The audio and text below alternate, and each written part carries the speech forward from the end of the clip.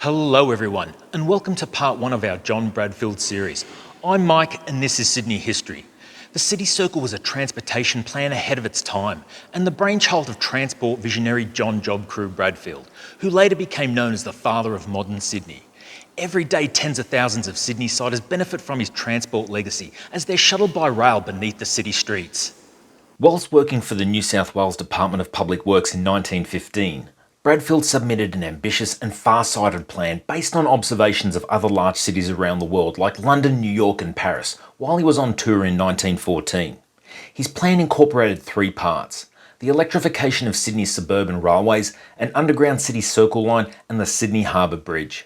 However, construction would be delayed due to the start of World War I, and breaking ground on the mega project didn't commence until 1922. The scale of the works for the City Circle was enormous and caused massive disruption to the city of Sydney for the next 10 years. The work included 4 underground stations.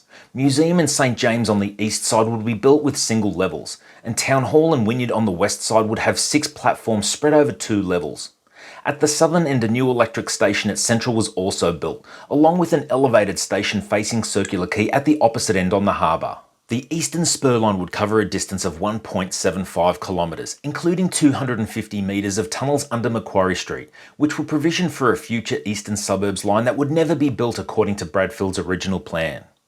From Central Station, the new line would be built running over a massive 6-track wide sandstone viaduct, which was meticulously handcrafted and stretched 500 metres, running parallel to Elizabeth Street.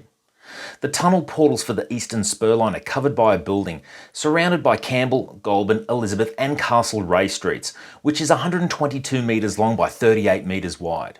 The site was originally earmarked as the new Commissioner's office, but cutbacks due to the Great Depression saw the grand building cancelled. After entering the tunnel portal, twin tunnels proceeded north under Elizabeth and Liverpool streets, where they emerged at Museum Station. During the planning and construction phase, Museum Station was known as Liverpool Street, but its name was changed due to its close proximity to the nearby Australian Museum. The underground section of line used a tunnelling method called cut and cover, where a trench is dug into the ground and arched tunnels are built with brick and concrete, before being covered back over with dirt again. From Museum Station, twin tunnels cut diagonally across Hyde Park till they reached Park Street, where they then straightened up with the same alignment as the boulevard of the Moreton Bay Figs before meeting Macquarie Street. This is the location of St James Station and where the line would terminate for the next 30 years.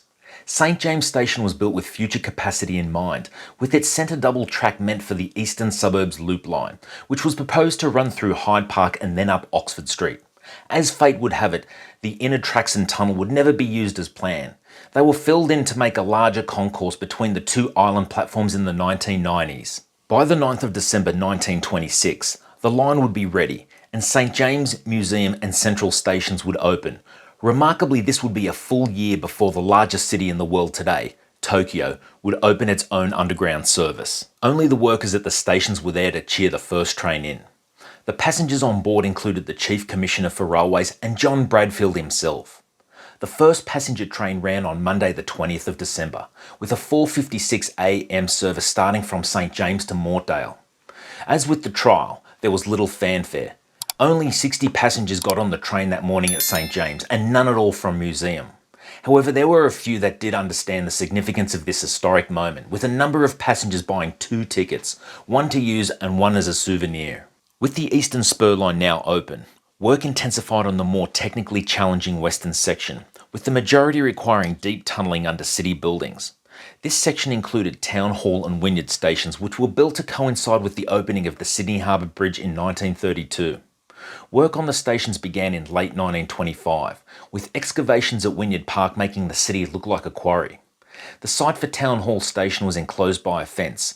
The excavations were so close to Town Hall building that they damaged the front porte cochere, causing it to be demolished and remodelled after the station was completed. Both stations were built using a steel framework and were designed to take multiple lines over 2 levels. Each served the City Circle line as well as the North Shore lines. Town Hall Station provisioned platforms and tunnels at a deeper level to serve a future Eastern Suburbs line. By mid-1927, excavations for both stations were well underway, with tunnels between the 2 also under construction. As Wynyard Station progressed, work also started on a new headquarters for the railways, which were constructed on top of the station. The Art Deco building still stands there till this day. The Western Line stations and all the tunnelling were completed by late 1931 and opened to the public on February the 28th, 1932, just 3 weeks before the Sydney Harbour Bridge. When the bridge opened on March 19th, a special train left Wynyard station at 12:30 p.m. with official guests and 600 passengers to North Sydney where it terminated and returned back to Wynyard station. Regular passenger service began the following day. John Bradfield's plan included an elevated station at Circular Quay, which was a key component of the city circle.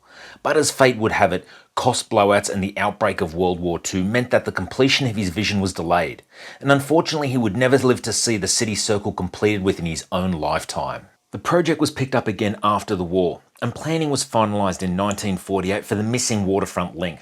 The revised plan now included an overhead expressway which would connect to the Sydney Harbour Bridge. The original concept for a solid wall design station building was also modified to include a more open plan.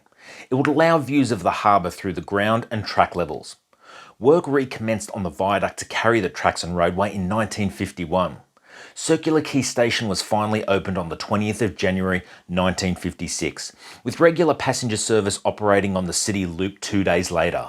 The completion of the city circle would have a profound effect on the city of Sydney, leading to the repositioning of shopping districts and office space from around the Central Station and Broadway areas to the centre of Sydney itself, with clusters of department stores forming around the Market and Elizabeth Street precincts.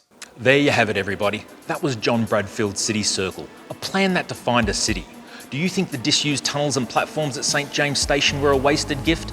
Or what about the enclosed station building at Circular Quay Station, with restaurants and offices included? Do you think city planners got it right by opening up the station structure? Let me know what your thoughts are in the comments section below, where you can also find links to other videos in our John Bradfield series. And if you haven't done so already, please consider subscribing or supporting us on Patreon. And remember folks, history is full of surprises. I'm Mike, thanks for watching, and I'll see you on the next one.